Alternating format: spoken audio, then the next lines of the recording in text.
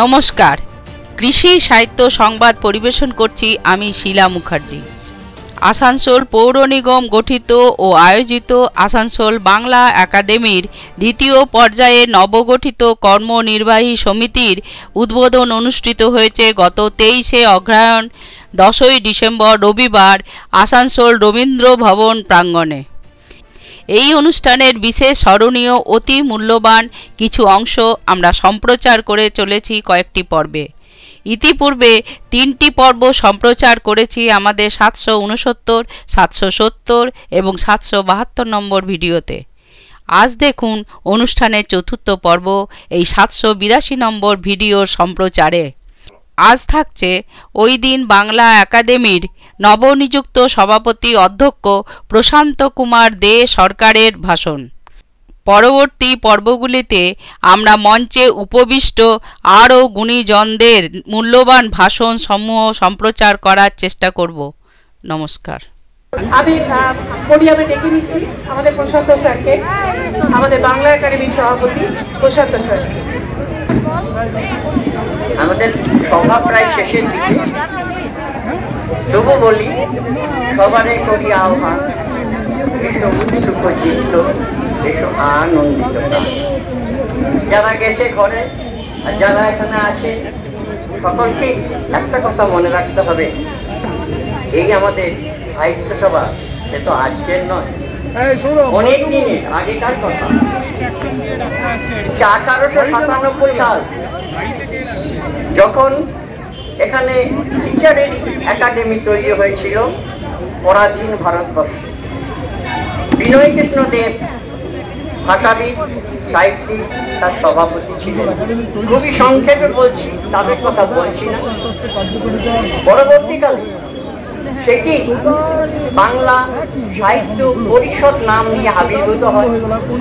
সেই 1897 পর থেকে যা যা বক্তব্য ছিল, আজও পশ্চিমবাংলার 2004 সালে 14 সালে যেসব ঘোষণা হলো সবগুলোই কিন্তু একই, যে আমাদের বাংলা ভাষার জন্য যে প্রচার প্রসার সংরক্ষণ এবং নিয়ন্ত্রণ, এই কার্যাবলীর ব্যতি রেখে এখনো আমরা বিশেষ কিছু আগে যাইনি।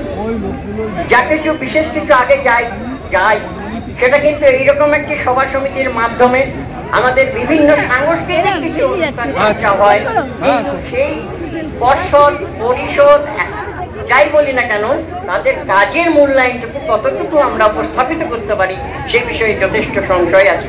যে আমাদের যে এই বাংলা ভাষা, সেই বাংলা ভাষা যে আমরা শুনেছি বা জানি নিজেরা, বিদ্যাসাগরের হাত ধরে আমাদের এসেছিলাম। আমাদের ওয়ার্কিং প্রেসিডেন্ট যিনি বলছিলেন, তিনি কেন কতগুলো মানুষের নাম, আমাদের স্মরণীয় ব্যক্তির নাম কার্ডে দিয়েছেন। কেউ কেউ আমাকে এমনিও প্রশ্ন করছিল, বা অনেকে মনে ভাবছেন যে এখানে আর কারো ছবি থাকা ভালো কিনা। আমার সাথে কোনো আলোচনা হয়নি, কিন্তু আমি দেখেছি এই যে চিত্র, এই চিত্রটা কেমন করে চিন্তা ভাবনায় প্রতিফলিত হয়েছিল সেটা খুব ভাববার কথা। দেখুন, প্রথমেই ছিল বিদ্যাসাগর, তার আলোচনা খালি করে রাখলাম না। পরবর্তীতে শেষের দিকে ছিল মাইকেল মধুসূদন, যিনি একদিন হয়তো ইংরেজি ভাষাতে গিয়েছিলেন, কিন্তু তার সঙ্গে অবধানী নিজেকে আবার সেই বাংলা ভাষায় ফিরিয়ে নিয়ে এসে আমাদের নতুন করে বাংলা ভাষায় চতুর্দশপদী কবিতা এবং রামায়ণ মতন কাব্যকে, রামকে রাজা আর লক্ষণ রাক্ষসকে যে রাবণ, এই তুলনা আমাদের মধ্যে থেকে মন থেকে দূরে সরিয়ে দিলেন। বঙ্কিমচন্দ্রই কিন্তু আজকের যুগের যেসব সাহিত্যিক, তাদের পিতামহ ব্রহ্মা বলেছেন কাজী নজরুল ইসলাম। বঙ্কিমচন্দ্রের আগে রবীন্দ্রনাথ ঠাকুর থাকলেও মদনমোহন তর্কালঙ্কার, বিদ্যাসাগর, তাদের যে ধারা, সেই ধারা শিশু শিক্ষার মধ্য দিয়ে যে প্রবেশ, সেই শিশু শিক্ষাকে আমরা আজও কিন্তু চিন্তা ভাবনার মধ্যে রেখেছি। সেখানে একটা গোচারণের মা, অক্ষয় কুমার সরকারের কবিতা গ্রন্থ বঙ্কিমচন্দ্রের কাছে পাঠানো হয়েছিল। তিনি সেইখানে সূত্রে বলেছিলেন যে আমাদের ধারণা ছোটরা গদ্যের চেয়ে পদ্য শুনলে বেশি সেটি আনন্দ পায়। বলছে এমন কথা আমার জানা নেই। হ্যাঁ, কবিতা আমাদের চিত্ত শুদ্ধি দেয়, কাব্য আমাদের চিত্ত শুদ্ধি দেয়, কিন্তু সেই কবিতায় যদি নিরস উপদেশ আর নিরস বর্ণনামূলক হয় তাহলে তাতে কাজ নেই। ওই গোচারণের মাঠ প্রসঙ্গে তিনি বললেন এটি তো খুব ভালো, সব তথ্য আছে, কিন্তু আমাদের যে শিক্ষা ব্যবস্থা আছেন যারা, তাদের কাছে যেটা ভালো সেই চাইতে কাজে লাগে এমন তো আমি শুনিনি। আপনারা কেউ কখনো শুনেছেন? এই যে কথা উনি বলছেন যে যেটা আমাদের দরকার সেইটাই যে আমরা কাজে লাগিয়েছি, বঙ্কিমচন্দ্র বলেছেন, সেটা আজকেও আমাদের ভাববার কথা। এই প্রবাহের মধ্য দিয়ে বঙ্কিমচন্দ্র, রবীন্দ্রনাথ বারে বারেই বলেছেন যে কিভাবে আমাদের উত্তরণের রাস্তাটা। রবীন্দ্রনাথ তো তুলনা করেছেন মানুষের দেহ আর তার বস্ত্র। বলছে আমরা দেহ ত্যাগ করতে পারি কিন্তু বস্ত্র ত্যাগ করতে পারছি না। এটা আমাদের আত্মীয় সবাই বলুন আর রায় সবাই বলুন, এটিকে ছেড়া চলে না। কিন্তু এই তুলনাটা আমরা ভাষার ক্ষেত্রে করতে পারবো না। কেন না, ভাষার বস্ত্র আমাদের সংস্কৃতের আবরণটা রয়েছে। এই যে সংস্কৃতের আবরণ বস্ত্র, এটা আমাদের সেই দৈন্যতা, সেই আমাদের ঘাটতি, সেই আমাদের যা কিছু দৈন্য দশা আছে, আমাদের মলিনতা আছে, সেটাকে আমাদের ঢেকে আছে, সে কথা সত্যি। কিন্তু বাংলা ভাষা যে আমাদের নিজস্ব ভাষা, বাংলা যে প্রাচীন এবং মধ্যযুগীয় আমাদের যে প্রাচীন পুঁথিতে যে ঢঙের ভাষা, তার থেকে দূরে সরে গেছি ওই সংস্কৃতি পণ্ডিতদের জন্য। তারা যখন আমাদের যখন বাংলা ভাষা, আমাদের যখন কথা, আমাদের যখন প্রাকৃত ভাষার কথাগুলো নিয়ে আসি, সংস্কৃত পণ্ডিতরা তাদের ওই সংস্কৃত সাহিত্যের খাত থেকে আমাদের এই বাংলা ভাষার মধ্যে ঢুকিয়ে দিচ্ছেন। আমাদের যে তৎসম তদ্ভব ওই শব্দগুলো, কিছু যে কতকগুলো শুধু বাংলার যা সংস্কৃত রয়েছে সেইটাই সংস্কৃতের ভাষা, আর আমাদের যা আমরা আত্মস্থ করেছি বাংলা তার নিজস্ব ধারা, যে নিজে নিজেই গ্রহণ করেছে, এই বাংলা ভাষার মর্যাদাকে বা এটাকে রাখার জন্য তারা বারবার আবেদন করেছিলেন। যখন কলকাতা বিশ্ববিদ্যালয় হলো, কবিগুরু রবীন্দ্রনাথ এবং শরৎচন্দ্র চট্টোপাধ্যায় একটি স্বীকৃতি দিলেন বাংলা ভাষা, বাংলা বানান পরিশুদ্ধি করার জন্য। সই করেছিলেন 1936 সালের 11 সেপ্টেম্বর রবীন্দ্রনাথ। ওই একই বাংলাতে সই করলেন 1 আশ্বিন শরৎচন্দ্র চট্টোপাধ্যায়। তার অনুযায়ী তখন ছিলেন ভাইস চ্যান্সেলর উপাচার্য শ্যামাপ্রসাদ মুখোপাধ্যায়। তিনি কমিটি করলেন, তার জন্য একটি বানানবিধি সংস্থাপন তৈরি হলো, এবং সেই কমিটি সেটাকে আমরা রবীন্দ্রনাথ সহ পণ্ডিতরা সেটাকে গ্রহণ করলেন এবং তার স্বীকৃতি দিলেন। এই প্রবাহ কিন্তু আজও থেমে নেই, থামবেও না। আমরা যদি সব কাজগুলোকে, এই যে আমাদের একাডেমিক কথাটা কিন্তু খুব ভারী কথা, এ হচ্ছে জ্ঞানপীঠ, এটা হচ্ছে জ্ঞান তীর্থ, এটা জ্ঞানের ভান্ডার। এই জ্ঞানের পীঠকে আমরা যদি আমাদের মধ্যে আবদ্ধ রাখি, এটা যদি স্থবিরতা হয়ে যায়, তাহলে আমাদের এই জ্ঞানপীঠটার সুফলটা আমরা কোথায় দেব? ওই রবীন্দ্রনাথ বঙ্কিমচন্দ্রই বলে গেছেন যে যদি আমার ভাষায় আমার কথা না হয় তাহলে এই বই কেউ পড়ে না, এই বই কেউ পড়ে না।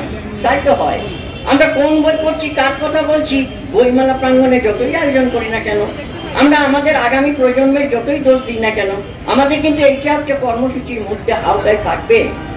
আমাদের যে সেদিনকার যে আমরা বলেছি, আমরা চর্চা এবং গবেষণার দুটি দাম, যা কিন্তু আপামর জনসাধারণের কাছে, তাদের কাছে অর্থবোধক একটি কথা নয়। সেই চর্চা এবং গবেষণাকে আমি কিভাবে নিয়ে যাবো? আজকে জয়দির সঙ্গে কথা বলছিলাম, জয়দি পুজোর সংখ্যায় একটি গল্প লিখেছে, উদ্বোধনে একটি চেয়ারের কাহিনী। সেখান থেকে একটা লাইন আমি বলছি, লিখেছেন যে যারা গরুদের ভালো রাখে তাদের বড়া বলা হয়। আমরা কি লিখবো? গো চিকিৎসক, পশু চিকিৎসক, এবং যারা চিকিৎসা, গরুরা সুস্থতা লাভ। যেখানকার যা ভাষা, এই সবাই বলেছে এইটি আমাদের প্রাকৃত ভাষা, এখানে বাংলা, এখানে কোনো আবরণ করানোর দরকার নেই। আমাদের কাজী নজরুল সেই সব কথা ধরে তিনিও লিখেছেন।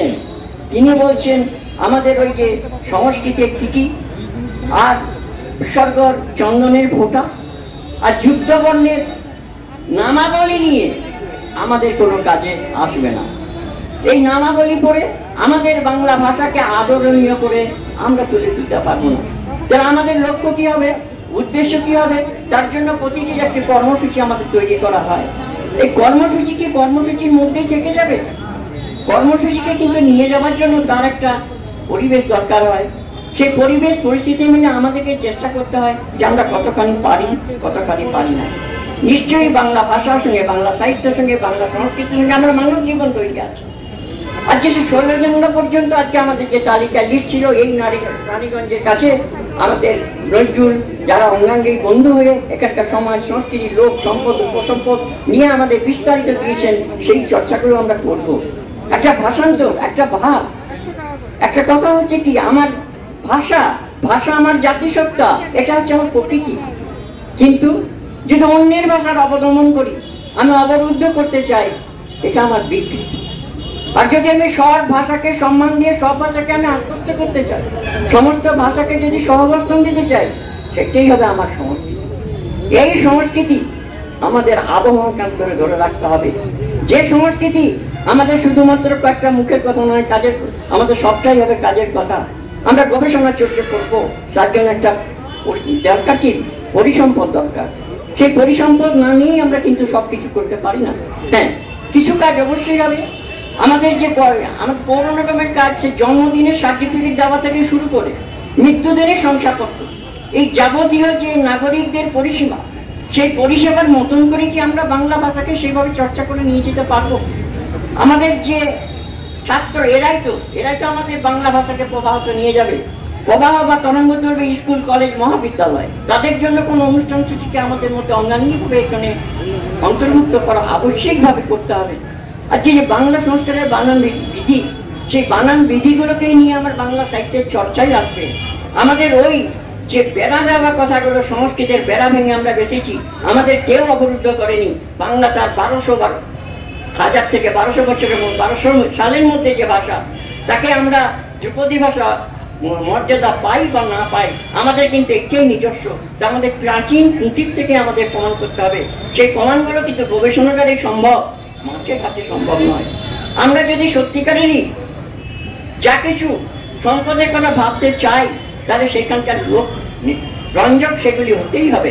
আমি যদি বলি আমরা কয়লা খনি, আমি কি ওই যে দুর্ঘটনা সেটা কেমন করে তুললো, হ্যাঁ, সেটাকে ইংরেজি হিন্দিতে নয়, বাংলাতেও প্রকাশ করতে হবে। এটা একটা কাজ, একাডেমিক কাজ।